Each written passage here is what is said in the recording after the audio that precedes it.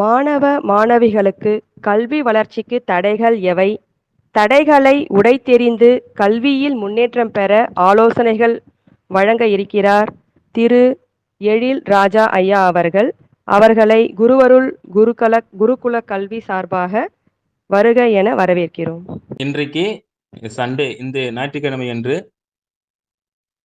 உலக அன்னையர் தினம் வந்துட்டு உலக அளவில் வந்துட்டு கொண்டாடிக்கிட்டு இருக்கோம். அனைவருக்கும் இந்த குழுவில் இணைந்துள்ள அனைத்து அன்னைமார்களுக்கும் உலக அன்னையர் தின வாழ்த்துக்கள் கூறிக்கொண்டு என்னுடைய உரையை தொடங்குகிறேன். ஒரு மகிழ்ச்சியான செய்தியை வந்துட்டு சொல்லிக்கொண்டு இந்த உரையை தொடங்குறேங்க ஐயா. நான் பள்ளியில் வேலை பார்த்து கொண்டிருக்கும் முதல்வராக இருக்கக்கூடிய 10ஆம் வகுப்பு தேர்ச்சி அறிக்கை நேத்து வந்துட்டு வெளிவந்தது நமக்கு. 10ஆம் தேதி வந்துட்டு வெளிவந்தது. அது எங்களுடைய பள்ளி 100% மதிப்பெண்கள் அனைத்து மாணவர்களும் தேர்ச்சி பெற்றுள்ளனர். 100% வந்துட்டு மார்க் எடுத்ததுக்கு உழைத்த ஆசிரியர்களுக்கும், மாணவர்களுக்கும், அதற்கு உறுதுணையாக இருந்த எங்களுடைய பள்ளி தாளாளர், கரஸ்பாண்டன்ட் மேடம், சேர்மன் சார் அவர்களுக்கு நன்றி கூறுகிறேன். இத உங்களுக்கு ஏன் கூறுறேன் அப்படின்னாக்க, அந்த கல்விக்கு தடைகள் ஏதுமின்றி மாணவர்கள் கல்வி கற்றதனால், அந்த மாணவர்கள் அனைவருமே எங்கள் பள்ளியில் பயின்ற மாணவர்கள் 100% தேர்ச்சி அடைந்தார்கள். அனைத்து மாணவர்களும் வெற்றி பெற்றனர்.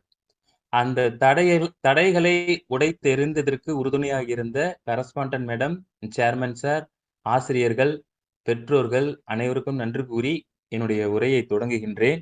இன்றைய தலைப்பு பார்த்தீர்களானால், மாணவ மாணவிகளுக்கு கல்விக்கு தடையாக விளங்கக்கூடிய கூறுகளை பற்றி ஆலோசிப்பதே இன்றைய தலைப்பு. மாணவர்களே அனைவருக்கும் வணக்கம். முன்பு காலத்தில் நம் தந்தையர், நம் மூதாதையர் காலத்தில் இருக்கக்கூடிய கல்வி நிலைகள் பார்த்தீங்கன்னாக்கா ரொம்ப மோசமான நிலையில இருந்துச்சு. அப்ப தடைகள் ரொம்ப அதிகமா இருந்தது. கிராமப்புறத்துல பார்த்தீங்க அப்படின்னாக்க, கிராமப்புற தொழில் ரீதியாக ஏற்படக்கூடிய தடையின் காரணமாக கல்வி தடை பெற்றது. கற்க முடியாத சூழ்நிலை, நிச்சயமற்ற தன்மை, சூழல், அச்சமூட்டும் மனவெழுச்சி, நோய்கள், இதனால வந்துட்டு மாணவ, மாணவிகள் வந்துட்டு ரொம்ப அதிகமா வந்துட்டு பாதிக்கப்பட்டாங்க. அது மட்டுமின்றி கிராமப்புறங்களில் வந்துட்டு குடிநீர் வசதி இல்ல, சத்தான உணவு இல்ல. இதன் காரணமாக வந்துட்டு கல்விக்கு தடை ஏற்பட்டது. குழந்தைகளிடையே பார்த்தீங்கன்னாக்க, சிறுவர்களிடையே ஏற்படும் பெரும் கல்விக்கு தடை ஏற்படுத்தக்கூடியது எதுன்னு பார்த்தீங்க அப்படின்னாக்க, பழக்கவழக்கங்கள், நடத்தைகள், ஒழுக்கங்களில் ஏற்படும் மாற்றங்கள், அதிக சிக்கல்கள், அவங்களுக்குள்ளே மனசுக்குள்ளே போட்டிருக்கக்கூடிய சிக்கல்கள். இது எல்லாமே வந்துட்டு கல்விக்கு ஒரு பெரிய ஒரு தடையா இருந்தது, முன்பு காலத்தில். இப்போ அப்படி இருக்குன்னு பார்த்தீங்க அப்படின்னாக்கா, நான் இப்ப சொன்ன விஷயங்கள் அனைத்துமே வந்துட்டு, இப்ப இருக்கக்கூடிய நவீன தொழில்நுட்பின் காரணத்தினால் வந்துட்டு எல்லாமே உடைத்தெறியப்பட்டு, அனைத்து விதமான மக்களுக்கும், கடைநிலை மக்களுக்கு கூட அனைத்து விதமான அடிப்படை வசதிகளை கொண்டு சேர்ப்பதே நோக்கமாக, இப்ப நவீன தொழில்நுட்பங்கள் நெறைய வந்துகிட்டு இருக்குங்க. அப்படி இருக்கக்கூடிய காலகட்டத்துல, இப்ப கல்விக்கு தடை ஏற்படுவதற்கான கூறுகள் எவை எவை?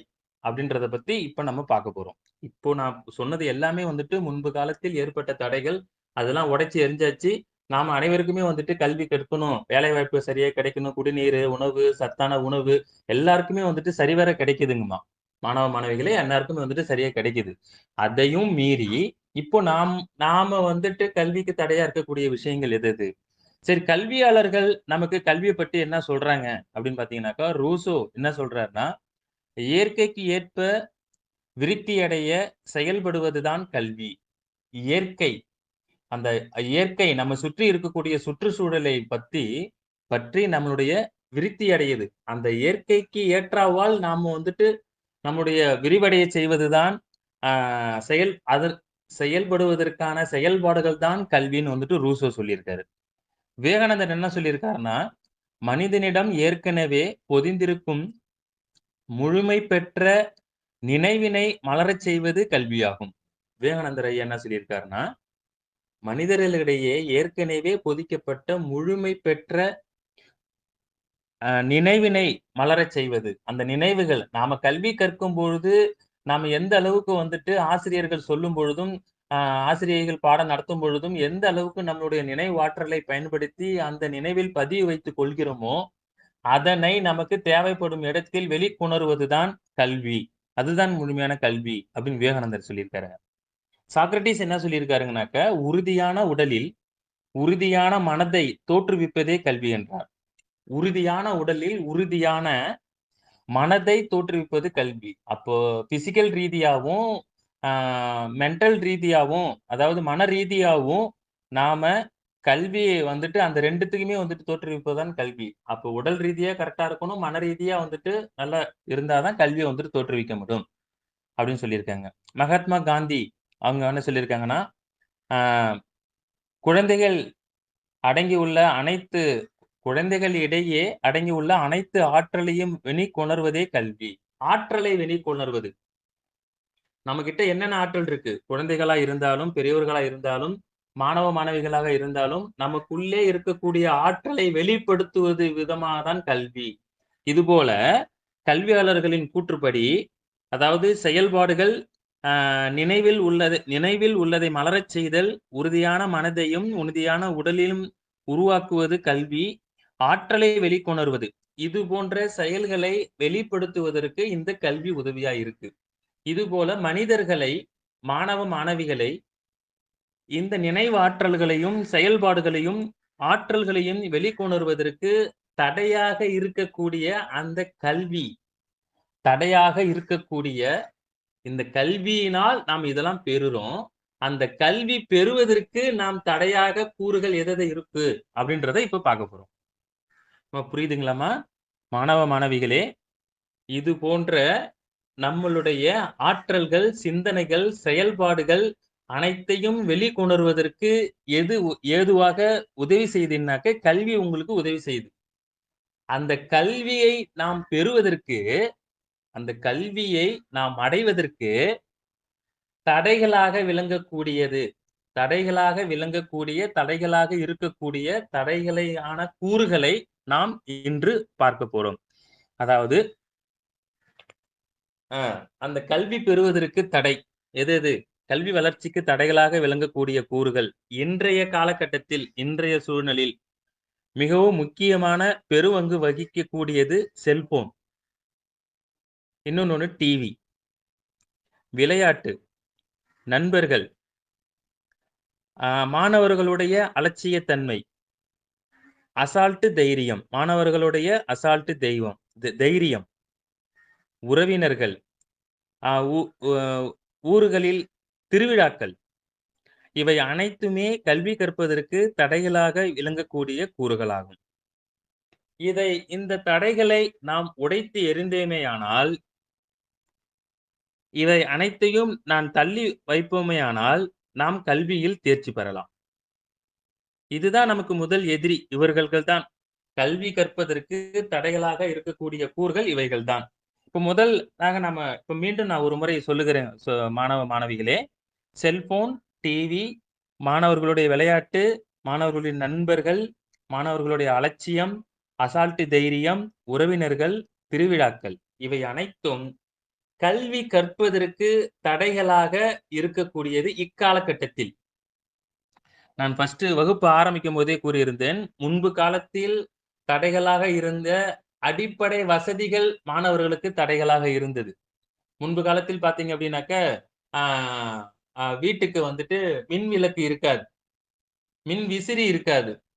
அப்போ சிமிழ் விளக்குன்னு சொல்லுவாங்க. எங்க அப்பா படிக்கிற காலத்துல, எங்க தாத்தா படிச்ச காலத்துல, எங்க தாத்தா இருந்த காலத்துலலாம் வந்துட்டு சிமிழ் விளக்கு. வெளிச்சமின்மை காரணமாக அவங்க கல்வி படிக்க முடியல. இப்போ அப்படி இருக்குங்களா? இல்ல. தெருவுக்கு தெரு, வீட்டுக்கு வீடு. நீங்க என்ன சொன்னாலும் எங்க வேணாலும் மின் விளக்கு வைப்பாங்க. மின் விசிறி வைப்பாங்க. ஆனா நம்ம படிக்கிறோமான்னு பார்த்தீங்கன்னாக்க இல்ல. நம்மளுடைய நோட்டம், நாட்டம் எல்லாம் வேறொரு இடம் போயிருக்கிறது. நான் இப்ப நம்ம வரிசை எடுத்தோம் இல்லைங்களா? அதுதான். குடிநீர் வசதியின்மை காரணத்தினால கல்வி தடைபட்டிருக்குன்னு சொல்லியிருந்தேன். குடிக்க அக்காலத்துல வந்துட்டு 2 கிலோமீட்டர், 3 கிலோமீட்டர் குடிநீர் எடுப்பதற்காக வந்துட்டு குழந்தைகள அழைத்துக் கொண்டு பெற்றோர்கள் வந்துட்டு தலையில ஒண்ணு, கையில ஒண்ணு எடுத்து சொல்லுவாங்க. எடுத்து சென்று போயிட்டு ப ப தண்ணி எடுக்கிறதுக்காகவே போவாங்க. குழந்தை இப்ப இருக்கிற காலகட்டத்தில பார்த்தீங்கன்னாக்க, குடிநீர் வசதிக்கு பட் குறை என்பதே கிடையாது. நம்ம அனைவருடைய வீட்டிலும் குடிநீர் வசதி இருக்கு.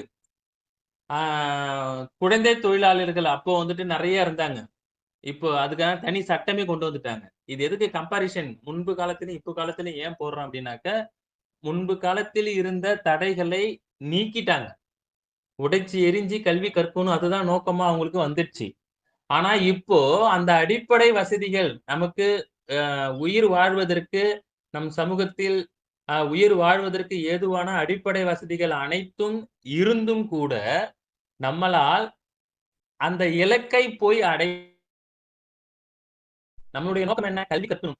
கல்வியை நாம் பயில வேண்டும். அந்த கல்வியின் மூலமாக நம் வாழ்வு வந்துடும். அந்த இலக்கை நம்மளால் போய் சேர முடியாத, அந்த இலக்கை அடைவதற்கான அ எத்தன தடைகள் இடையூறாக வந்தாலும் அனைத்துமே உங்களுக்கு தடைகள் தான்.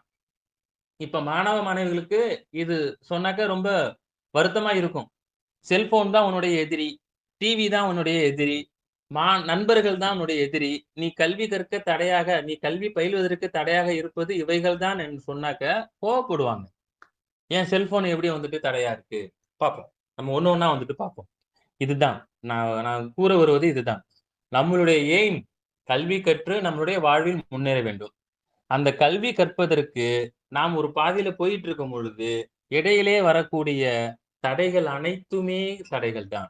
அதில ஒவ்வொன்றாக இன்றைக்கு எடுக்கக்கூடிய தலைப்பை பத்தி நாம ஒவ்வொன்றாக பார்ப்போம். ம். ஃபர்ஸ்ட் வந்துட்டு செல்போன் அப்படின்னு வந்துட்டு சொல்லியிருந்தோம். செல்போன் நாம செல்போன வந்துட்டு நல்ல விதமாகவும் பயன்படுத்தலாம். மாணவர்களை தவறான வழிக்கு கொண்டு செல்வதும் அந்த செல்போன் தான். இன்றைக்கு இப்போ சூழ்நிலையில வந்துட்டு எங்கெங்கேயோ இருக்கக்கூடிய மாணவர்கள், நான் கல்வி கற்கணும், நான் கல்வியில முன்னேற வேணும், நான் அதிக மதிப்பெண் பெற வேணும்னு சொல்லிட்டு நோக்கத்தோடு, இந்த சண்டேன்னு கூட பார்க்காம வந்து உட்கார்ந்து மாணவ வந்துட்டு கேட்டுட்டு இருக்காங்க இல்லீங்களா? அதற்கு உதா அ ரொம்ப உபயோகமா இருக்கக்கூடியது இந்த செல்போன் தான். அதுக்கு நன்றி. இந்த செல்போன வந்துட்டு இருக்கிறதுனால தான் நாம இப்போ வந்துட்டு கிளாஸ் எடுத்துக்கிட்டு இருக்கோம். நாம அத மறந்துறக்கூடாது. அததான் சொல்ல வரேன். என்ன சொல்ல வரேன்னா, இந்த செல்போன வந்துட்டு நாம் பயன்படுத்துவதன் மூலமாக நன்மை வழியையும் சென்றடையலாம், தீமை வழியையும் சென்றடையலாம். நாம எந்த முறையில பயன்படுத்துறோம், அத வந்துட்டு நாம தெரிஞ்சுக்கணும். அதுதான் ஒண்ணு. நல்ல விதமா பயன்படுத்தினா நமக்கு தெரியும். இந்த உலகத்தில் உள்ள அனைத்து செய்திகளையும் உன் உள்ளங்கையில் அடக்கி வைக்கப்பட்டுள்ளது என்றால், இந்த கருப்பு பெட்டி செல்போன் தான். எல்லா விதமான விஷயத்தையும் நீங்க பார்த்துக்கலாம். யாரையும் டவுட் கேட்கணும்னு அவசியமே இல்ல. யார்கிட்டயும் போய் கேட்கணும்னு அவசியமே இல்ல. நீங்க எல்லாம் தெரிஞ்சுக்கலாம். நீங்க எந்த வழியில போய் அந்த செல்போன நீங்க பயன்படுத்துறீங்க? அதுதான் விஷயம். நல்ல வழிக்காக நீங்க பயன்படுத்துறீங்க அப்படின்னாக்க, உங்களுக்கு நல்ல முறையான வழிகளை அத காமிக்கும். நாம தீய வழிகள், அதாவது தீய வழிகள் அப்படின்னு சொன்னாக்க, விளையாட்டு வழிகள் நாம அதுக்கு அடிக்ட் ஆயிட்டோம். அததான் இப்ப பேசப் போறோம். இன்றைய காலகட்டத்தில் உலகில் உள்ள அனைத்து விதமான செய்திகளை தெரிந்து கொள்வதற்கு, அறிந்து கொள்வதற்கு உதவியாக உள்ளது இந்த செல்போன். அதாவது உலகம் உன் கையில் குட்டியாக ஒரு பாக்ஸில் உள்ளது. நாம் அதை எப்படி பயன்படுத்துறோம்? அது நமக்கு எப்படி பயன்படுகிறது? அதுதான் வந்துட்டு ஒரு விஷயமே. இப்ப இது வந்துட்டு கல்விக்கு எப்படி தடையா இருக்கும்? அப்படின்னு பார்த்தீங்க அப்படின்னா, ஆ ஒரு மாணவன் வகுப்பு அ ஸ்கூலுக்கு வந்துட்டு போயிட்டாரு. ஆசிரியர் வந்துட்டு வகுப்பு எடுத்திருக்காங்க. அவங்களுக்கு ஹோம்வொர்க் குடுத்திருக்காங்க. ஹோம்வொர்க் வந்துட்டு வீட்டு பாடத்தில் ஏன் குடுக்கிறார்கள் என்றால், அன்றைய அ வகுப்பில் பார்த்த பாடங்களை வீட்டில் மாணவர்கள் செய்ய வேண்டும். அப்பொழுதுதான் அவங்களுடைய நினைவாற்றல்கள், அவங்களுடைய கல்வியினுடைய அ நோக்கங்கள் வந்துட்டு புரியும். அவங்களுக்கு அப்பதான் மார்க் எடுக்க முடியும். அத படிக்கணும், அத தெரிஞ்சுக்கணும், புரிஞ்சுக்கணும்னு சொல்லி தான் ஹோம்வொர்க் குடுக்குறாங்க. ஆனா நம்ம மாணவர்கள் வீட்டுக்கு வந்தவுடன் என்ன செஞ்சுர்றாங்க அப்டின்னா, செல்ல கையில எடுத்துடுறாங்க. இன்னொரு விஷயங்கய்யா, இதுக்கு முன்னாடி வந்துட்டு, ஆ தாய்மார்கள் வந்துட்டு குழந்தைகளுக்கு உணவு ஊட்டுவது பார்த்தீங்க அப்டின்னாக்கா, நிலா சோறு ஊட்டியிருக்காங்க. நிலா சோறு ஊட்டுவாங்க. நிலாவ காட்டி, "நிலா வருது, நிலா நிலா ஓடி வா, நில்லாமல் ஓடி வான்னு" சொல்ட்டு நிலா பார்த்து, பாட்டு பாடி நிலா இப்ப ஊட்டியிருக்காங்க. இப்ப இருக்கக்கூடிய குழந்தைகளுக்கு வந்துட்டு, சாப்பாடு உணவு ஊட்ட வேண்டும் என்றால், செல்ஃபோன வந்துட்டு கையில குடுத்தா தான் சாப்பிடுவேன்னு அடம் பிடிக்கிறாங்க. குழந்தை குட்டி குழந்தை கூட வந்துட்டு அந்த அளவுக்கு வந்துட்டு மண்டையில ஒரு பேட்டர்ன் அமைச்சிடுறாங்க. எப்படி செல்ஃபோன் வந்துட்டு ஓப்பன் பண்றதுக்கு ஒரு பேட்டர்ன், நம்பர் பேட்டர்னோ, இல்ல வந்துட்டு அல்பாபெட் பேட்டர்னோ, இல்லன்னா வந்துட்டு இந்த லயன் பேட்டர்னோ எப்படி வந்துட்டு பேட்டர்ன் அமைக்கிறோமோ, நம்மளுடைய உடலை, நம்மளுடைய மைண்ட் செட்ட வந்துட்டு அந்த பேட்டர்ன் போட்டுக்கிறோம். அந்த பேட்டர்ன் போட்டா தான் ஓப்பன் ஆகும். நீ அந்த செல்போன் குடுத்தீன்னா நான் சாப்பிடுவேன். இந்த செல்போன் குடுத்தீன்னா நான் வந்துட்டு கடைக்கு போயிட்டு வருவேன். இது குடுத்தீன்னா நான் போயிட்டு வருவேன். அந்த அந்த பேட்டர்ன வந்துட்டு உருவாக்கிக்கிறாங்க. நம்மளுடைய மனிதர்கள் கடவுள் வந்துட்டு என்ன செஞ்சிருக்காங்க அப்படின்னாக்கா, மனிதர்களுக்கு கொடுக்க வேண்டிய அனைத்து விதமான ஆற்றல்களையும் குடுத்து படைக்கப்பட்டிருக்காரு. ஆனா, நாம் வந்துட்டு என்ன செய்றோம், ஒரு விஷயத்துக்கு வந்துட்டு அடிக்ட் ஆயிக்கிறோம். அந்த செல்போன் என்ற விஷயத்துக்கு வந்துட்டு அடிக்ட் ஆயிக்கிறோம். அதனால வந்துட்டு நமக்கு கல்வி தடை ஏற்படுகிறது. அந்த பேட்டர்ன் போட்டா தான் நான் வேலை செய்வேன் அப்படின்னு பார்த்தீங்க அப்படின்னாக்கா, இன்றைக்கு வரக்கூடிய நேரா வந்துட்டு சுட்டி டிவி, யூடியூப் சேனல், போய் ஷார்ட்ஸ் பார்க்கிறது, பார்க்க ஆரம்பிக்க போனா அவங்களுடைய நாட்டமும், ஆர்வம் அதில அதிகரித்து அதிலேயே போயிட்டு இருக்காங்க மாணவர்கள். உள்ளார போயிடுறாங்க. செல்போன்ல வந்துட்டு ரொம்ப அ உள்ளார போயிடுறாங்க. ஆனா போறதுனால அவங்களுக்கு சுற்றும் நடக்கக்கூடிய செயல்பாடுகள் எதுவுமே அவங்களுக்கு தெரிய மாட்டேங்குது. நாம் இன்னைக்கு மிச்சம் வைக்கக்கூடிய வேலைகள் நெறைய இருக்கு. நம்ம செய்யக்கூடிய வேலைகள் நெறைய இருக்கு. அது பார்க்கணும்னு சொல்ட்டு அவங்களுக்கு வந்துட்டு உணர மாட்டேங்குது. ஹோம்வொர்க் முடிக்கணும், இந்த பாடத்தை படிக்கணும், இந்த மேத்ஸ் போடணும் அப்படின்ற ஒரு திட்டம், பிளானிங் கைவிடப்படுகிறது. அந்த செல்போனினால் ஏற்படும் தாக்கங்கள் இது. அதனால் கல்வி தடைபடுகிறது. அவன் வீட்டுக்கு வந்த உடனே எந்த ஒரு பெற்றோர், "நீ ஹோம்வொர்க் முடிச்சுட்டு எல்லாம் செய்யின்னு" சொன்னா, வீட்டுக்குள்ளேயே வரமாட்டேங்கிறாங்க பசங்க. "நான் வெளியிலேயே சுத்துறேன்" அப்படின்னு போயிர்றாங்க. அப்ப என்ன செய்றாங்க தாய் தந்தையர் மாணவர்களுடைய ஆ இதுக்கு இறங்கி போயி, "சரி வாப்பா வந்து பாரு, உட்காரு, சாப்பிடு, அந்த ஹோம் ஒர்க்க பண்ணு." அப்படிங்கும்போது ரொம்ப கஷ்டமா இருக்கு. இந்த செல்ஃபோன்ல வந்துட்டு நம்ம பார்க்கக்கூடிய விஷயங்கள் அந்த அளவுக்கு நம்மள அந்த உள்ளார உள்வாங்கிக்குது. இன்னைக்கு இருக்கக்கூடிய ஐடி ஃபீல்ட்ஸ் எல்லாம் வந்துட்டு என்ன பண்றாங்க அப்படின்னு பார்த்தீங்க அப்படின்னாக்கா, கேம்ஸ் நெறைய உருவாக்குறாங்க. நெறைய கேம் பேர் இருக்குங்க மாணவ மாணவிகளே. நெறைய நம்ம கேம்ஸ் இருக்கு. அந்த கேம்ஸ்ல போயிட்டு உள்ளார அந்த கேம்ஸ வந்துட்டு மாணவர்களுக்கு எந்த அளவுக்கு இன்ட்ரஸ்டிங்கா இருக்கும். ஃபர்ஸ்ட்டு மாணவன வந்துட்டு உள்ளார இழுக்கணும். ஸ்டூடண்ட்ட வந்துட்டு உள்ளார இழுக்கணும். அதுக்கு என்னென்ன கூறுகள் அவன வச்சா வந்துட்டு அவன் உள்ளார வருவான் அப்படின்ற மாரி அவன் வச்சுடுறாங்க. உள்ளார எல்லாத்தையுமே. ஐடி ஃபீல்ட்ல வந்துட்டு வொர்க் பண்ணிட்டு இருக்காங்க. நான் அத குறை கூற வரல. நாம அதை தடை செய்ய வேண்டும். நாம் நாமாக இருக்க வேண்டும். எனக்கு இப்போ ஹோம் ஒர்க் செய்யணும். நான் வீட்டு பாடத்த முடிக்கணும். நான் இந்த பிக் கொஸ்டின வந்துட்டு நான் படிச்சு முடிக்கணும். நீங்க நினைத்தால் மட்டுமே உங்களை மற்ற உபகரணங்கள் ஆள வேண்டும். நீங்கள் நினைத்தால் மட்டுமே உபயோகிக்க வேண்டும். மற்ற உபகரணங்கள், செல்போன் வந்துட்டு உங்களை ஆளக்கூடாது. அதை மனதில் நிறுத்திக் கொள்ளுங்கள் மாணவ, மாணவிகளே. தாய் தந்தையர் கூறுவதை தயவு கூர்ந்து கேளுங்கள். அழகாக சொல்லுவாங்க. செல்போன் பார்க்காத, கண்ணு போயிடும். இப்ப நான் கடைசியா அத சொல்றேன். செல்போன் பார்ப்பதனால் ஏற்படக்கூடிய தீமைகள். இந்த செல்போன் பார்த்ததுனால் தான் நீங்க வந்துட்டு கல்வி கற்க முடியல அப்படின்னாக்கா, கண்டிப்பா நிச்சயமாக உங்களை அதிக நேரம் செலவினம் செய்யப்படுவது செல்போனில். ஒண்ணு ஒண்ணு YouTubeல நீங்க பாக்க அடுத்தடுத்த குறுஞ்செய்தி வந்துகிட்டே இருக்கும். இத பாரு, இத பாரு, இத பாரு. அடுத்தது நம்ம போயிட்டே இருப்போம். நம்ம நேரம் போறதே தெரியாது. விடிஞ்சிரும். காலையில வந்துட்டு ஸ்கூல் வேன் வந்துரும். ஸ்கூலுக்கு போன உடனே ஆசிரியர் வந்துட்டு கேட்பாங்க, "ஹோம் ஒர்க் முடிச்சாயா? டெஸ்ட்க்கு ரெடியான்னு?" கேட்கும்பொழுது, நாம ஏந்திச்சு நிக்கும்பொழுது, அங்கு நாம குறைந்து ஒடுக்கி நிக்கும்பொழுது கஷ்டமா இருக்கும். அப்போ வந்துட்டு நம்மளால வந்துட்டு சமாளிக்க முடியாது. அப்ப நமக்கு தெரியாது. இந்த செல்ஃபோன்னால தான் நான் வந்துட்டு இந்த ஹோம் ஒர்க் பண்ணல, இது செய்யலன்னு மாணவர்கள் யாரும் உணர மாட்டாங்க. அதனால தான் இந்த வகுப்பு வந்துட்டு நாங்க இத சொல்றேன். இந்த இந்த டாபிக் எடுத்ததுக்கான காரணமே இதுதான். இந்த செல்ஃபோனினால் நீங்கள் அ ஆசிரியரிடம் ஏஞ்சு நிக்கும்பொழுது உங்களுக்கு கஷ்டமா இருக்கும். மற்ற மாணவர்கள் செஞ்சு முடிச்சுருவாங்க. அதனால அந்த செல்ஃபோனுக்கு நீங்க அடிக்ட் ஆயிறாதீங்க. அந்த செல்ஃபோனுக்கு நீங்க அடிக்ட் ஆயிடாதீங்க. உங்களுடைய வேலைகளை முடித்துக் கொண்டு செல்ஃபோனை நல்ல வழியில பயன்படுத்திக் கொள்ளுங்க. இன்னும் இப்ப இது போன்ற விஷயங்கள வந்துட்டு கலந்து கொள்வது, இன்னும் கல்வியில முன்னேறுவதற்கான என்ன வழிகள் இருக்கு? இன்னும் டிப்ஸ் என்ன இருக்கு? அந்த மாரி பாருங்க. நீங்க பார்த்துக்கிட்டு நல்ல முறையில முன்னேறி கல்வி கல்விங்க. இதுபோல இந்த செல்ஃபோன் அதிகமா பார்க்காதீங்கன்னு சொல்றேன் இல்லீங்களா? செல்ஃபோன் பார்க்கறதுனால ஏற்படக்கூடிய தீமைகள். இந்த ஒரு 4 தீமைகள் இங்க வந்துட்டு நான் சொல்றேன் ஒண்ணு. ஃபர்ஸ்ட் ஒண்ணு செல்ஃபோன் மிகவும் அதிக நேரம் நீங்க பேசினால், உங்களுடைய மூளையில் 2 விதமான கேன்சர்கள், கட்டிகள் உருவாகும். நம்ம ரொம்ப நேரம் பேசிட்டு இருப்போம் உறவினருக்கு. சும்மா பேசுவோம். ஸ்கூல்ல வந்துட்டு ஃபிரெண்ட்ஸா இருப்பான். நான் என் அப்பா செல்லு வாங்கி குடுத்துட்டாங்க. நீ உன் நம்பர குடுன்னு சொல்லி 2 பேரும் ஷேர் பண்ணிப்போம். ஷேர் பண்ணிக்கிட்டு அங்க ஸ்கூல்ல விட்டு வந்துட்டு வீட்டுக்கு வந்துட்டு ஃபிரெண்ட்ஸ் கூட வந்துட்டு பேசிட்டு இருப்போம். அம்மா கேட்க முடியாது.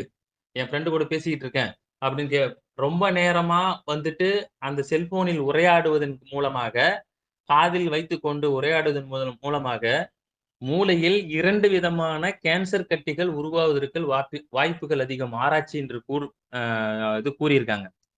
அதே போல இசைப்பிரியர்கள்னா வந்துட்டு மியூசிக்கல் கேட்கக்கூடியவங்க. ஹெட்செட் ஒண்ணு வச்சுக்கிறாங்க காதுல. 2 பக்கமும் ஹெட்செட் வச்சுக்கிட்டு, இசைப்பிரிகள் எந்த நேரம் பார்த்தாலுமே வந்துட்டு காதுல வந்துட்டு பாட்டு கேட்டுக்கிட்டு இருக்கிறதுனால, ஆ மௌனம் வந்துட்டு அதிகமாகும். பயன்படுத்த மௌனம் வந்துட்டு உங்களுடைய இது அ அ அதிகமாகும். மனம் வந்துட்டு அமைதியாகும். உங்களுடைய அந்த பாட்டு கேட்டுக்கிட்டே இருக்கிறதுனால, ரொம்ப கிட்ட போய் கேட்கிறதுனால, அடுத்த பார்ட்டிசிபேஷன் உங்களுடைய ஆற்றல் திறன் வெளிப்படுத்துவதற்கு ரொம்ப குறைவாயிடுது. அதனால அந்த ஹெட்செட் போட்டு பாட்டு கேட்கிறத வந்துட்டு தவிர்த்துருங்க. சரிங்களா? அடுத்தது நீண்ட நேரம் அலைபேசி பார்த்துக் கொண்டே இருக்கிறதுனால, இது ரொம்ப முக்கியமான விஷயம். நாம ஒரு விஷயத்துல ரொம்ப ஆழ்ந்து உள்நா உள்நோக்கி நம்ம பார்க்க ஆரம்பிச்சுட்டோம்னு வச்சுக்கோங்களேன், அவ்வளோதான். அதுல அப்படியே போயிட்டே இருப்போம். நம்ம அதிக நேரமா வந்துட்டு அதிக நேரம் வந்துட்டு அலைபேசியை பார்ப்பதனால் கண் இமைக்கும் நேரம் குறைந்து போகிறது. மாணவர்களே இது புரியுதான்னு பாருங்க. கண் இமைக்கும் நேரம். கண் இமைக்கும் நேரம். அதாவது நம்ம ஒருடைய ஃபிராக்ஷன் ஆஃப் செகண்ட்ல வந்துட்டு ஒரு 2 டைம்ஸ், 3 டைம்ஸ் வந்துட்டு நம்ம ஷட்டர் ஆனது. கண்ண வந்துட்டு பாதுகாக்கக்கூடிய கவசமாக, அந்த ரெட்டினாவை வந்துட்டு கருவிழி, அந்த இந்த ஐரிஸ் இத வந்துட்டு பாதுகாக்கும் விதமாக ஒரு ஷட்டர் வந்துட்டு வந்துட்டு போகும். ரொம்ப ரிஃப்ரெஷ் பண்றா மாரி கம்ப்யூட்டர் எப்படி ரிஃப்ரெஷ் பண்றதுக்கு வந்துட்டு நம்ம யூஸ் பண்றோமோ, அதே மாரி வந்துட்டு இந்த கண் இமைக்கும், இந்த கண் பிளிங்கிங் சொல்லுவாங்க அத. அது வந்துட்டு நேரம் வந்துட்டு குறைகிறது. அந்த நேரம் குறைஞ்சாக்க என்ன சார் பிரச்சனை? அப்படின்னாக்க, ஐல உள்ள வாட்டர் கன்டென்ட் வந்துட்டு ட்ரை ஆகுது. உலர்ந்து போகுது. எரிச்சல் அதிகமாகுது. எரிச்சல் அதிகமாகும். வாட்டர் கன்டென்ட் வந்துட்டு குறைஞ்சிச்சு அப்படின்னு வச்சுக்கோங்களேன், அங்க எரிச்சல் அதிகமாகும். இதெல்லாம் வந்துட்டு எந்த பிரச்சனை ஏற்படுதுனாக்க, நாம செல்போன் பார்த்துக் கொண்டே இருப்பதனால். நாம கல்வியும் உட்டுட்டு, நம்ம உடலையும் வீணாக்கிக்கிறோம் அப்படின்னாக்க, இந்த செல்போன் பார்ப்பதனால் தான். விளையாட்டு, கேம்ஸு இது போல நெறைய நேரம் பார்ப்பதனால் ஏற்படக்கூடிய விளைவுகள். அடுத்தது கண் பார்வை வந்து மங்கும். இதெல்லாம் நான் இந்த பிளிங்கிங் பிளிங்கிங்னுடைய இது குறைஞ்சு போகுது. ட்ரை ஆகுது, எரிச்சல் ஆகுது. இதெல்லாம் வந்துட்டு வந்துச்சு அப்படின்னாக்க, கண்ணுடைய பார்வை வந்துட்டு மங்கும், குறைந்து போகும். 1 ஹைப்பர் மையோப்பியா. மையோப்பியா, 2 விதமான டிசீஸ் வந்துட்டு உங்கள அட்டாக் ஆகும், மாணவர்களே. அடுத்தது நீண்ட நேரமாக செல்போன் பார்ப்பதனாக தூக்கமின்மை ஆகுது. நம்ம செல்போன பார்த்துக்கிட்டே இருக்கிறதுனால, தூங்கும் பொழுது கூட அந்த செல்போன் மண்டையில வந்துட்டு ஓடும். தூங்க முடியாது. தூக்கமின்மை ஆயிடும். அதனால ரொம்ப கஷ்டமாயிடும். அந்த செல்போன நம்ம பார்த்துக்கிட்டே இருக்கிற மாரி இருக்கும். அ மன அழுத்த பிரச்சனை நெறைய ஆயிடும். நாம ஒண்ணு பார்த்த விஷயத்த நாம திரும்பி, திரும்பி வந்துட்டு கேட்டுக்கிட்டே இருக்கிறதுனால, மன அழுத்தம் ஏற்படும். இது ஒண்ணு உங்களுக்கு நெறைய டைம் வந்துட்டு நெறைய மாணவர்களுக்கு இது நடந்திருக்கும். எல்லாருக்குமே வந்திருக்கும் இது. காலையில தூங்கி எந்திரிச்சு, ஒரு பக்கத்து வீட்லயோ, இல்ல கோயில்லயோ ஏதோ ஒரு பாட்டு ஒண்ணு காதுல கேட்டுட்டோம் அப்டின்னாக்க, அந்த அன்றைய நாள் முழுவதும் அந்த பாட்டு நம்மளுக்கு வந்துகிட்டே இருக்கும். திரும்ப, திரும்ப வந்துட்டு நம்மளுடைய நினைவுகள, நம்மளுடைய சிந்தனைகள திரும்பி, திரும்பி வந்துகிட்டே இருக்குங்க. அந்த மாரி இருக்கும் பொழுது, நாம செல்போன நம்ம உற்று நோக்கும் பொழுது, ரொம்ப நேரம் நீண்ட நேரம் அத பார்ப்பதனால, தூக்கமின்மை ஆகுது 1. மன அழுத்தம் அங்க செல்போன்ல ஏற்படக்கூடிய பார்த்தக்கூடிய விஷயங்கள் திரும்ப திரும்ப உங்களுக்கு தூக்கத்திலே நீங்க பேச ஆரம்பிச்சுருவாங்க. பக்கத்துல இருக்கிற அப்பா, அம்மா 2 பேரும் பயந்துருவாங்க. என்ன நம்ம பிள்ளைக்கு ஒரு மாரி ஆயிடுச்சே! என்னாச்சுன்னு தெரியலையே! தெரியாது. அப்பாவுக்கு தெரியாம பார்ப்பதனாலும், அம்மாவுக்கு தெரியாம பார்ப்பதனாலும், இவ்ளோ பிரச்சனைகள் வந்துட்டு ஏற்படுது. செல்போனுடைய பார்ப்பதினால் ஏற்படக்கூடிய விளைவுகள். இன்னைக்கு நான் உண்மையா சொல்றேன். ஆ இன்றைக்கு இருக்கக்கூடிய காலகட்டத்துல சிறு குழந்தைகளுக்கு கூட தனி செல்போன்கள் வந்துட்டு இன்னைக்கு வாங்கி குடுத்துட்டாங்க வீட்ல. அதனால மிகப்பெரிய தாக்கம் எதுல ஏற்படுதுனாக்க, எஜுகேஷன்ல கல்வியில வந்துட்டு ஏற்படுது. தயவு கூர்ந்து பெற்றோர்கள் இங்க இருந்தீங்க அப்டின்னாக்க, மாணவ, மாணவிகள் தாய் தந்தையரிடம் கூறுங்கள். எனக்கு செல்ஃபோன் வேணாம். நான் வேணுங்கிற பொழுது வாங்கிக்கிறேன். நீங்க வச்சுக்கோங்க. என்னுடைய கான்டாக்ட்ஸ் எல்லாமே நான் அப்பாகிட்ட அப்பா செல்ஃபோன் மூலியமா நான் யூஸ் பண்ணிக்கிறேன். அம்மா செல்ஃபோன் மூலியமா யூஸ் பண்ணிக்கிறேன்னு சொல்ட்டு தள்ளி வச்சுட்டீங்க அப்டின்னாக்க, உங்களுடைய கல்விக்கு எந்த தடையும் இருக்காது. நேரம் அதிகமாக கிடைக்கும். உங்களுக்கு கிடைத்த நேரத்துல நீங்க மாணவர்கள் ஹோம்வொர்க் செய்யலாம், படிக்கலாம். உங்களுடைய வேலைகளை இன்னும் அதிகமா ஆற்றலை வந்துட்டு பெருக்கலாம். அதுக்கான வாய்ப்புகள் நெறைய கிடைக்கும். இந்த செல்போன் வந்துட்டு மிக முக்கிய காரணமாக இருக்கு. அடுத்தது 2வதாக நம்ம பார்க்கக்கூடியது விஷயம் வந்துட்டு டிவி. இப்ப டிவில பார்த்தீங்க அப்டின்னாக்கா, நம்ம அம்மா நாடகம் பார்ப்பாங்க, அப்பா நாடகம் பார்ப்பாங்க, அப்பா செய்தி பார்ப்பாங்க. இந்த நாடகத்துல இந்த செய்திய தவிர்த்து சிறு குழந்தைகளை ஈர்க்கக்கூடிய விஷயம் எதுன்னு பார்த்தீங்கன்னாக்கா, இந்த சுட்டி டிவி. குழந்தைகளுக்கு ஏதுவான வாய்ஸ்ல அந்த மயக்கும் அந்த வாய்ஸ்லயே அவங்க அவங்க வந்துட்டு ஒரு இது பண்றாங்க, வியாபாரம் பண்றாங்க. குழந்தைகள எப்படிலாம் ஈர்க்குது. இத்தன குழந்தைகள் வந்துட்டு வீட்ல சுட்டி டிவி பார்த்தாங்கன்னாக்கா, அவங்களுக்கு வியாபாரம் பெருகும். நாம வந்துட்டு என்ன செய்வோம், சனி, ஞாயிறுல சுட்டி டிவி பார்க்குறோம் அப்படின்னாக்க, நாம செய்யக்கூடிய வேலைய உட்டுட்டு, அவன் டைமிங்க்கும் போயிடுவோம். இந்த டைமிங்க்கு வந்துட்டு ருத்ரா போடுறான், நம்ம கண்டிப்பா போய் பார்த்தே ஆகணும் அப்படின்னு அவன் டைமுக்கு போயிடுவோம். நம்ம வேலைய மறந்துடுறோம். அதுதான் நான் இதுக்கு செல்போன் பார்க்கும்போது சொல்றேன். மற்ற உபகரணங்கள் நம்மளை ஆளக்கூடாது. நாம் தான் மற்ற உபகரணங்களை ஆள வேண்டும் மனிதர்கள். அந்த மனிதர்கள் மற்ற உபகரணங்களை எப்படி பயன்படுத்துவது என்று தெரிஞ்சு வைத்திருந்தால், இந்த நேரத்தில இதை பயன்படுத்தணும், இத தெரிஞ்சுக்கிறோம் அப்படின்னு வச்சுட்டோம் அப்படின்னாக்க, உன்னுடைய லைஃப்ல நீ சக்சஸ்ஃபுல்லா ஒரு மனிதனா வந்துட்டு உருவாகலாம். அந்த கல்வியும் உனக்கு ஈஸியா வந்துட்டு உட்காரும். அந்த டைமிங் அவங்க சொல்ற டைமிங்க்கு நீ போய் உட்கார்ந்துட்டு அத பார்ப்பதனால, நெறைய பிரச்சனைகள் வரும். ஹோம்வொர்க் முடிக்க முடியாது. ஆ நாளைக்கு எக்ஸாம் இருக்கும். இன்னைக்கு முக்கியமான டாபிக்கு. மத்த நாடகங்கள வந்துட்டு பார்க்கணும் அப்படின்னு போயிட்டு நம்ம உட்கார்ந்துடுறோம். அந்த அடிக்ட் ஆயிடுறோம். அதுக்கு வந்துட்டு அந்த டிவிக்கு வந்துட்டு அடிக்ட் ஆயிடுறோம். அதிலேருந்து வரக்கூடிய ரேடியேஷன் நமக்கு கண்களை வந்துட்டு பாதிக்க ஏற்படுத்தும். அதிலேருந்து வரக்கூடிய சத்த ஒலி, சவுண்ட் நாய்ஸ் நம்மளுடைய இன்ஜுரி ஏற்படுத்தும். இயர்ல வந்துட்டு இன்ஜுரி ஏற்படுத்தும். ரொம்ப சத்தமான ஒரு இது நம்ம கேட்கும்பொழுது வந்துட்டு இன்ஜுரி ஏற்படுத்தும். இதுபோல உடம்பையும் வரித்துக்கொண்டு நம்மளுடைய நேரத்தையும் வீணாக்கிக் கொண்டு, நம்மளுடைய எய்மை போய் அடைய முடியாம தவிப்பது இந்த டிவி. தவிக்க வைப்பது இந்த டிவி. அதனால டிவி பார்ப்பதை வந்துட்டு கொஞ்சம் தடுத்துக்கிட்டீங்க அப்படின்னு வச்சுக்கோங்களேன், உங்களுக்கு இந்த கல்வி கற்பதற்கு ஏதுவாக இருக்கும். அந்த தடைய வந்துட்டு உடைக்கலாம். நீங்க எப்ப பார்க்கணும்னு நினைக்கிறீங்களோ, அப்ப பார்த்துட்டு நிறுத்திடணும். அவ்வளோதான். அதுல முக்கியமான விஷயங்கள் மட்டும் பார்த்தா மட்டும் போதும். மத்ததெல்லாம் வந்துட்டு பார்க்கணும்னு அவசியமே கிடையாது. விட்டுடலாம். நாமே கல்வி வந்துட்டு கத்துக்கிட்டோம், பயின்றுட்டோம், ஒரு நல்ல வேலைக்கு போயிட்டோம் அப்டின்னாக்கா, அப்போ உட்காந்து நம்ம எல்லாத்தையுமே பார்க்கலாம். இப்ப பாருங்க நம்ம தாத்தா உட்காந்து டிவி பார்ப்பாங்க, அப்பா பார்ப்பாங்க, அம்மா பார்ப்பாங்க. அதனால அவங்க பார்க்குறாங்க, நம்ம போய் கிட்ட உட்காந்துட்டோம் அப்டின்னாக்க, நாமளும் அவர்கள் மாரி எய்மை போய் அடைய முடியாது. மாணவ மாணவிகளே புரியுதுங்களா?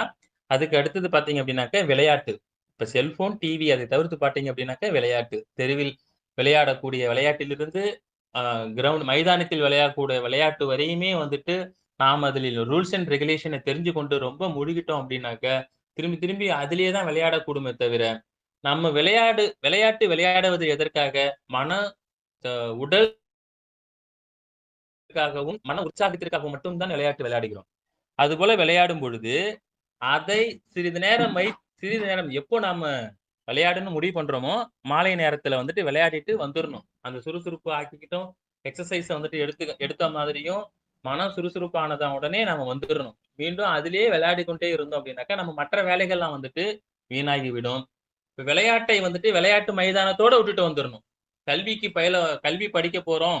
6 மணிக்கு மேல வந்துட்டு படிப்புன்னு சொல்லியிருக்காங்க, படிக்கணும்னு சொல்றாங்கங்கும் பொழுது, அங்க விழுந்து அந்த விளையாட்டுல நடந்த விஷயத்த பத்தி நம்ம திங்க் பண்ணிட்டு இருந்தோம் அப்படின்னாக்க, அங்க வந்துட்டு விளையாட்டு வந்துட்டு உள்ளார உங்களை ஆளுமை பண்ணிடுமே தவிர, கல்வி வந்துட்டு பயில முடியாது. அந்த இடத்துல உங்களுக்கு ஹோம் ஒர்க் பண்ண முடியாது. உங்களுடைய வீட்டு பாடங்கள் முடிக்க முடியாது. டெஸ்ட்க்கு படிக்க முடியாது. ஹேண்ட் ரைட்டிங் பயிற்சி எழுத முடியாது. எல்லாமே தடைப்பட்டு போயிடும். உங்களுடைய மன வெடிச்சியானது அந்த விளையாட்டிலேயே இருக்கும். அததான் நான் என்ன சொல்றேன் அப்படின்னாக்க, விளையாடுங்கள். மன சுறுசுறுப்பாக இருப்பதற்கும், உடலை வந்துட்டு சுறுசுறுப்பாக வைத்துக் கொள்வதற்கும் மாணவர்கள் கண்டிப்பாக விளையாட வேண்டும். அந்த விளையாட்டை விளையாட்டு மைதானத்தோடு விட்டுவிட்டு வந்து விட வேண்டும். கல்வி கற்கும் பொழுது நம்ம 6 மணிக்கு மேல உட்கார்ந்துட்டோம் அப்படின்னு வச்சுக்கோங்களேன், அத வந்துட்டு முழுமையா நம்ம கற்கணும். முழுமையா பயில வேண்டும். படிக்கணும் அப்படின்னு படிச்சோம் அப்படின்னாக்க, நம்ம 100% வந்துட்டு தேர்ச்சி வந்துட்டு பெறலாம். மாணவர்களே புரியுதுங்களா விளையாட்டு? அடுத்தது நண்பர்கள். நமக்கு நண்பர்கள் வந்துட்டு இந்த நண்பர்கள்ன்னு சொல்லும்போது நல்ல நண்பர்களும் இருப்பாங்க, கெட்ட நண்பர்களும் இருப்பாங்க. நண்பர்களால வந்துட்டு கல்வி தடைபெறுமா சார்னாக்க கண்டிப்பா உண்டு. நல்ல நண்பர்கள் என்ன நினைப்பாங்க, நம்ம ஃப்ரெண்டும் நல்ல மார்க் எடுக்கணும், நானும் நெறைய மார்க் எடுக்கணும், அவனும் மார்க் எடுக்கணும்னு சொல்லிட்டு 2 பேருமே உட்கார்ந்து கெட்டு கதர் போட்டு வந்துட்டு படிப்பாங்க. அதே நேரத்துல ஒருத்தன் என்ன பண்ணுவான், அவன் மார்க் எடுக்கக்கூடாது, நான் தான் எடுக்கணும்னு நெனைச்சுட்டேன் அப்படின்னாக்க, உன்னை வேறு வழியில் திசை திருப்புவதற்கு உதவிப்பாங்க. நாம இந்த நேரத்துல போயிட்டு அந்த பால் வாங்கிட்டு வரலாம், இந்த கடைக்கு போயிட்டு வரலாம், இன்னைக்கு வந்து அந்த நடிகர் வராரா, நம்ம போய் அந்த வேடிக்கை பார்த்துட்டு வரலாம். உங்கள திசை திருப்புவதற்கு இருக்கக்கூடிய நண்பர்களே நீங்க வந்துட்டு என்ன செய்யணும்? அத முக்கியத்துவம் குடுக்கக்கூடாது. அதனுடைய வெயிட்டேஜ் குடுக்கக்கூடாது நண்பனுக்கு. எனக்கு இப்ப இந்த வேலை இருக்கு. நான் வந்துட்டு பண்ணணும் அப்படின்னு சொல்லிட்டு, நம்ம நண்பர்கள பற்றி பேசும்பொழுது, நாம என்ன செய்றோம் இது ஒருவர்கள பற்றி நண்பர்கள் இந்த தமிழ்நாட்டிலே வந்துட்டு மிக முக்கியமான பேசக்கூடிய நண்பர்கள், ஒரு நல்ல நண்பர்களாக வாழ்ந்தவர்கள், கோப்பெருஞ்சோழன், பிசிலாந்தையாருடைய நட்பு வந்துட்டு மிகப்பெரிய நட்புன்னு சொல்லியிருப்பாங்க மாணவர்களே. எப்படின்னு பார்த்தீங்க அப்படின்னாக்க, கோப்பெருஞ்சோழன் ஒரு சிறு கதையாவே வந்துட்டு உங்களுக்கு சொல்றேன். கேட்டுக்கோங்க. கோப்பெருஞ்சோழன் வந்துட்டு சோழ நாட்டினுடைய உறையூரை வந்துட்டு தலைநகரமாக கொண்டு ஆட்சி செய்து கொண்டிருந்தார். கோப்பெருஞ்சோழன். பிசிலாந்தையார் பார்த்தீங்க அப்படின்னாக்க, அ பாண்டிய நாட்டினுடைய ஒரு புலவர். அப்போ கோப்பெருஞ்சோழன் ஆட்சி செய்யும் பொழுது, அ மற்ற நாட்டு புலவர்கள், அந்த நாட்டு புலவர்கள் எல்லாருமே வந்துட்டு வந்துட்டு, அ அரசனை வந்துட்டு போற்றும் விதமாக, அவருக்கு வந்துட்டு புகழாரம் சூடி கவிதைகள் வந்துட்டு எழுதி அனுப்புவாங்க. அதற்கான தக்க சன்மானங்கள் அந்த புலவர்களுக்கு வழங்கி விடுவார்கள். இப்போது கோப்பெருஞ்சோழனுக்கு வந்துட்டு பிசிலாந்திரியாரனுடைய கவிதை வரும்பொழுது, பக்கத்து நாட்டு எதிரி நாட்டிலே புலவராக இருந்தாலும், நம்மளை புகழ்ந்து இப்படி பாடுகிறார் என்ற பொழுது, அந்த கோப்பெருஞ்சோழன் அ கோப் கோப்பெருஞ்சோழனுக்கு வந்துட்டு ஒரு ஈர்ப்பு பிசிலாந்தர் மீது. அந்த கடிதம் மூலியமாக போயிட்டு வர, வர அந்த கடிதம் மூலியமாக அவங்களுடைய நட்பு வந்துட்டு வலுப்பெற்றது. அப்பொழுது கோப்பெருஞ்சோழனுடைய இரு அ பிள்ளைமார்களும் என்ன சொல்றாங்க, இளவரசர்கள் ஆட்சி செய்ய வேண்டும் என்று போட்டி போடுறாங்க. தன்னுடைய தந்தையாரை வந்துட்டு போர் செய்வதற்கு துணிஞ்சிடுறாங்க. அப்பம்பொழுது கோப்பெருஞ்சோழன் வந்துட்டு மனம் உடைஞ்சு போயி, அவர் என்ன செய்றாரு, ஊருக்கு வெளிப்புறமா இருக்கக்கூடிய நீர்நிலை ஒரு குளற்று பகுதியில போயிட்டு மணல் பாங்கை ஒண்ணு வந்துட்டு மேடையா கட்டி வடக்கு இருந்து உயிர் நீர்க்கிறார் கோப்பெருஞ்சோழன். அந்த கோப்பெருஞ்சோழன் உயிர் நீக்கும் இடத்துல வந்துட்டு அந்த புலவர்கள், அதாவது மந்திரிமார்களை வந்துட்டு அழைத்து, "இதுக்கு பக்கத்துல ஒரு மணல் மேடு ஒண்ணு அமைச்சு வைங்க. என்னுடைய நண்பன் பிசிலாந்தியர் கண்டிப்பா வருவான். அவனுக்கு இந்த இடத்த வந்துட்டு குடுங்க." அப்படின்னு சொல்லும்போது, அந்த மந்திரிகள்லாம் வந்துட்டு என்ன செய்றாங்க, "யார் வரப்போறா?" அப்படின்னு சொல்லிட்டு, அவர் வடக்கிருந்து கொஞ்சம் கொஞ்சமா அவருடைய உடல் வந்துட்டு அப்படியே பலவீனமாயிட்டு இருக்கு. உயிர் நீக்கிற நிலையில வந்துட்டு போயிட்டார். உயிர் நீத்துட்டார். அப்போ வந்துட்டு ஒரு புலவர் வந்துட்டு வராரு. என்னாச்சுன்னாக்க, பிசிலாந்தியருக்கு வெறுமே வந்துட்டு ஒரு சைடாவே வந்துட்டு வரக்கூடிய கவிதைகள் மட்டும் வந்துகிட்டு இருக்கு. இந்த சைடு ரிட்டர்ன் வரலையே! நண்பனுக்கு ஏதோ தெரியலன்னு சொல்ட்டு, அவர் என்ன செய்றாரு, பிசிலாந்தியார் வந்துட்டு பார்க்க வரார். யாரு? கோப்பெருஞ்சோழன வந்துட்டு பார்க்க வரார். வரும்பொழுது அப்ப வடக்கு இருந்து நண்பன் வந்துட்டு உயிர் நீத்துட்டான்னு சொல்லிட்டு செய்திய வந்துட்டு கேட்கிறாரு. அப்போ அந்த இருக்கக்கூடிய மந்திரிமார்கள் ரொம்ப ஆச்சரியமா இருந்தாரு. மன்னர் சொன்னாரே, இவங்க வந்துட்டாங்கங்கும்போது உங்களுக்கான இடம் இங்க இருக்குன்னு சொல்ட்டு, அங்கேயும் அமர்ந்து, அங்கேயே இருந்து பிசிலாந்தியாரும் வந்துட்டு அவர் வந்துட்டு வடக்கிருந்து உயிர் நீக்கிறார். இது எதுக்காக கூற வர்றாங்க அப்டின்னாக்க, நண்பர்களுக்கு சிறந்த நண்பர்களுக்கு ஒரு எடுத்துக்காட்டு உதாரணமாக நம்ம வந்துட்டு சொல்லக்கூடிய ஒரு கதை. ஆ பார்த்தீங்க அப்டின்னாக்கா, இது கோப்பெருஞ்சோழனுடைய நோக்கமும், பிசிலாந்தரோட நோக்கமும் ஒரே நோக்கமாக தான் இருக்கு. உங்க நண்பர்களுக்கு வந்துட்டு பார்க்கணும்னு சொல்லிட்டு அவரு அங்கேருந்து வராரு. இவருக்கு ஏற்பட்ட பிரச்சனை அவருக்கு வந்துட்டு அவருக்கு தெரிஞ்சிருக்கு. இப்ப நண்பனுக்கு ஏதோ பிரச்சனைன்னு சொல்லிட்டு அங்கேருந்து வந்து பார்க்கும்பொழுது, அது உண்மைதான் சொல்ட்டு இது பண்றாங்க. பிசிலாந்தியாரும் நம்ம நண்பனுக்கு ஏதோ தெரியல, போய் பார்க்கணும்னு சொல்லிட்டு அ வராங்க பாருங்க. இது போல நண்பர்களாக இருக்க வேண்டும். நாளைக்கு எனக்கு எக்ஸாம் இருக்கு. நான் படிக்கணும். அப்ப நீ உட்கார்ந்து படிடா! நான் உனக்கு தொந்தரவு பண்ணல. அவனுக்கு வந்துட்டு எந்த பிரச்சனை வந்தா நான் பார்த்துக்கிறேன்னு சொல்லிட்டு நிக்கிறான் பாருங்க. அவன் தான் வந்துட்டு சிறந்த நண்பனா இருப்பான். அதுபோல நண்பர்களே நம்ம வந்துட்டு உறவு கொள்ள வேண்டும். பக்கத்துல இருக்கக்கூடிய நண்பன், இவன் நல்லா படிக்கக் கூடாது. இவன் மார்க் எடுக்கக் கூடாது. இவன வந்துட்டு இப்ப படிக்கும்போது வந்துட்டு லைட்ட ஆஃப் பண்ணிடணும். புக் எடுத்து ஒளிய வச்சுக்கணும். அதுபோல நண்பர்கள வந்துட்டு நம்ம வெயிட்டேஜ் குடுக்கக் கூடாது. அவங்க கூட வந்துட்டு எந்த அளவுக்கு அளவோட வச்சுக்கிட்டோம் அப்டின்னாக்க, அந்த நண்பர்களால நமக்கு கல்வி தடைபடுவதற்கு தடைகள் நீங்கும். அவங்களால நம்ம கல்வி கற்பதற்கு, கல்வி பெறுவதற்கு தடைகள் நீங்கும் அப்டின்னு சொல்ல வரேன். சரிங்களா? மாணவர்களே புரியுதுங்களா? அப்ப நம்ம நண்பரையும் வந்துட்டு பார்த்து பழக வேண்டும். அது இல்லாம இன்னொன்னு பார்த்தீங்க அடுத்தது பார்த்தீங்க அப்டின்னாக்கா, அலட்சியம் ரொம்ப ஜாஸ்தியா இருக்கு. இன்னைக்கு இருக்கக்கூடிய மாணவர்களிடையே அலட்சிய போக்கு மெத்தனமாக ரொம்ப தலைவிரித்து ஆடிக்கிட்டு இருக்கு அலட்சியம். அலட்சியம்னாக்க பார்த்துக்கலாம், படிச்சுக்கலாம். நம்ம இன்னைக்கு 10த், 12த், 11த் நம்ம போயிட்டோம் அப்படின்னு வச்சுக்கோங்களேன். நம்ம 11த் போயிட்டோம். அதுல இருக்கக்கூடிய ஸ்கூல் அ பார்த்தீங்க அப்படின்னாக்க ஒரு 220 220 டேஸ் வந்துட்டு ஸ்கூல்ல வொர்க்கிங் டேஸ் நடக்குது. 220 நாள் இல்லையா? நம்ம படிச்சுக்கலாம். ஒவ்வொன்னா வந்துட்டு திரும்பி திரும்பி பார்த்துக்கலாம். அப்ப பார்த்துக்கலாம். இன்னும் 10 நாள் இருக்கு. இன்னும் 15 நாள் இருக்குங்கும் பொழுது, கடைசி காலகட்டத்தில வந்துட்டு என்னவாயிடும் அப்டின்னாக்க, எக்ஸாமுக்கு நாள் தான் உட்காந்து உனக்கு படிக்கக்கூடிய சூழ்நிலை வந்துரும்.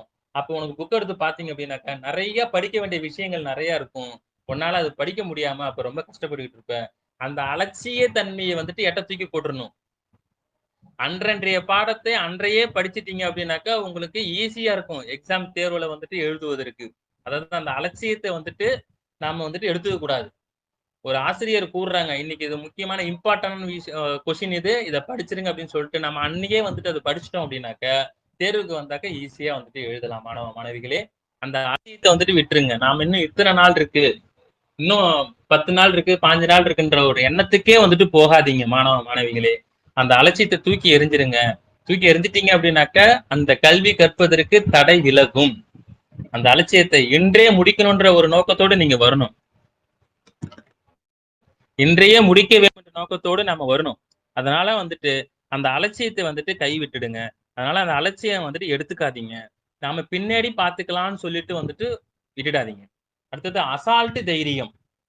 மாணவர்களிடையே ரொம்ப அதிகமா இருக்கக்கூடிய அசால்ட் தைரியம். நம்ம இன்னைக்கு பப்ளிக் எக்ஸாம் எழுத போறோம். இன்னைக்கு காலைல கூட நம்ம ரிவிஷன் பண்ண முடியல. படிச்சுட்டோம்னு சொல்லிட்டு வந்துட்டு விட்டுடாதீங்க. திரும்பி திரும்பி வந்துட்டு பார்த்துக்கிட்டே இருக்கணும். ரிவிஷன் பண்ணிக்கிட்டே இருக்கணும். அந்த அசால்ட் தைரியத்தை வந்துட்டு நாம கைவிட வேண்டும். அசால்ட் தைரியம். அசால்ட் தைரியம் அப்படின்னாக்க பார்த்துக்கலாம். நம்ம ஃப்ரெண்ட்ஸுக்குள்ள பேசுவோம் தெரியுங்களா? பார்த்துக்கலாம். பின்னாடி வந்துட்டு பார்த்துக்கலாம் அப்படின்னு விடுவோம் தெரியுங்களா? அந்த மாரி இல்லாம நாம முக்கியத்துவம் கொடுக்க வேண்டும். கல்விக்கும், அந்த எக்ஸாம்க்கும், நம்ம பரீட்சை எழுதப்படக்கூடிய ஒன்றிய அந்த சப்ஜெக்ட்டுக்கும் நம்ம முக்கியத்துவம் குடுத்து நம்ம பயில வேண்டும், படிக்க வேண்டும். அந்த அசால்ட் தைரியத்த வந்துட்டு விட்டுறணும். இன்னொன்னு பார்த்தீங்க அப்படின்னாக்கா, உறவினர்கள். இந்த உறவினர்கள் பார்த்தீங்க அப்படின்னா, எப்பயாவது ஊர்ல இருந்து தான் வந்திருப்பாங்க. இப்ப கூட வந்துட்டு பேச மாட்டேங்கிறான், படிக்க மாட்டேங்கிறான்னு சொல்லுவாங்க. கவலையே விடுங்க. பேசிக்கலாம். நாம வந்துட்டு ஒரு நல்ல நிலைக்கு வந்துட்டு சென்ற பிறகு யார் உங்க கூட உங்க வராங்களோ, யார் உங்கள உறவினர்கள், என் நண்பர்கள்ன்னு வராங்களோ, அப்ப பார்த்துக்கலாம். உறவினர்கள் மறுநாள் வந்துட்டு எக்ஸாம் இருக்கும். நம்ம சொந்தக்காரங்க வந்துட்டாங்கன்னு சொல்லிட்டு அவங்களே உபசரிச்சுட்டு பார்த்துக்கிட்டு இருந்தோம் அப்படின்னு வச்சுக்கோங்களேன், நமக்கு எக்ஸாம் வந்துட்டு போயிடும். அவங்களையும் பார்க்கணும். வாங்க வரவங்கள வர சொல்லிட்டு அவங்கள உபசரிச்சுட்டு நம்ம எங்க போயிடணும்? கல்வி என்ன பெண்டிங் இருக்கோ அத படிக்க போயிடணும். உறவினர்கள் மூலமாக கல்வி தடை ஏற்படும். வந்து பேச மாட்டேங்கிறான். நம்மள இழுப்பாங்க. வந்து பேச மாட்டேங்கிறான். பார்க்க கூட மாட்டேங்கிறான். எது சொன்னாலும் காதில் வாங்கிக் கொள்ளாமல், நீங்க விட்டு சென்று, நீங்க கல்வி கற்பதே நோக்கமாக வைத்து போயிட்டு இருந்தீங்க அப்படின்னாக்க, உங்களுக்கு தடை வந்து கல்வியில வந்துட்டு தடை ஏற்படும்.